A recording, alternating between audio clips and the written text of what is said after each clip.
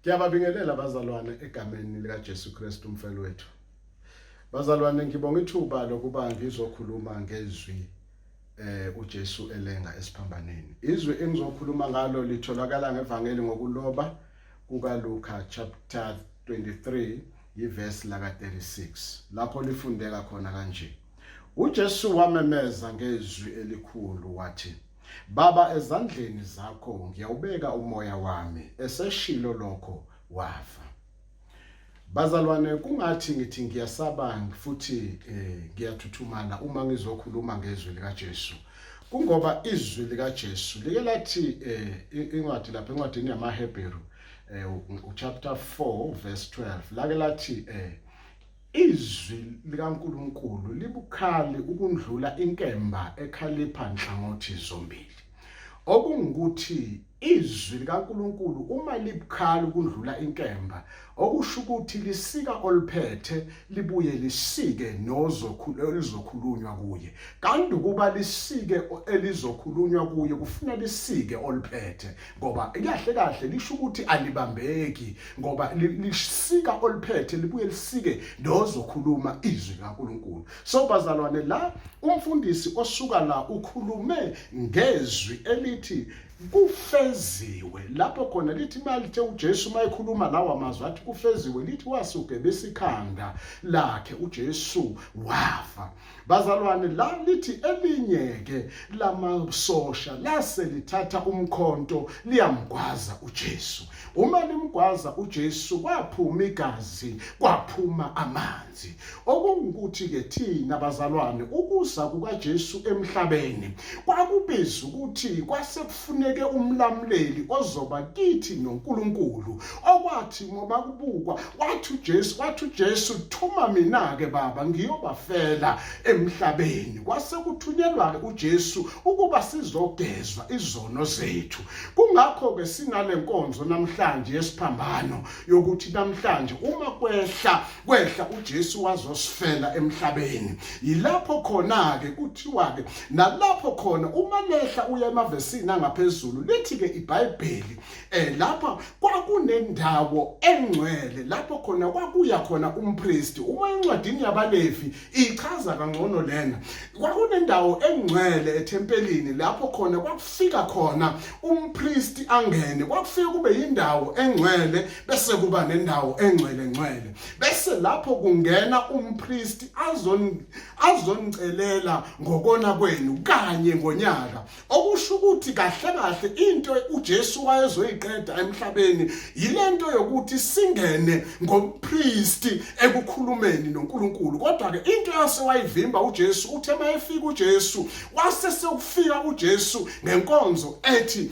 thina ke manje asisangeni ngompristi kodwa ngegazi lakhe elehla esiphambanweni athi ohlabelela kahle igazi lakhe lisinqobele. Athi ke lona okuhlabelela kahle ongafani nami obhimbayo, athi ke yena ophuzayo ke kulawa manzi esiswini sakhe kuyawugobhoza imfula yamanzi engomi. Lalela, uthi uJesu mayefika kumfazi waseSamaria uthi sifazane, ukube bewazi bowungeke ukhulumele amanzi owanikezwe ukhokho wakho uJakobe, kodwa mina bozocela kimi amanzi bengizokunikeza mina amanzi obezokwenza ukuthi esiswini sakho kugobhoze imifula yamanzi engeke yome naphakade. So ithini ke le ndaba bazalwane? Esho ukuthi uma uJesu eselenga-ke esiphambanweni, uJesu angivumeleke ngithi ke kuwe,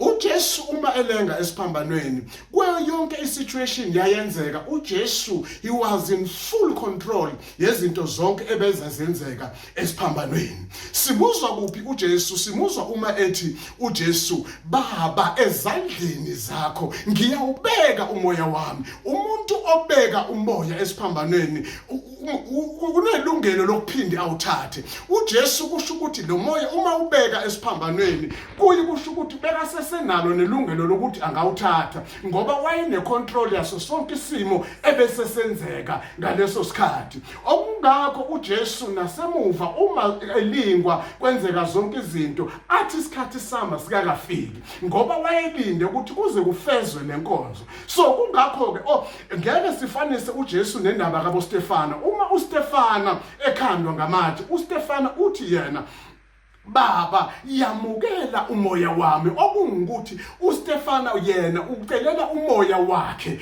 kuKristu.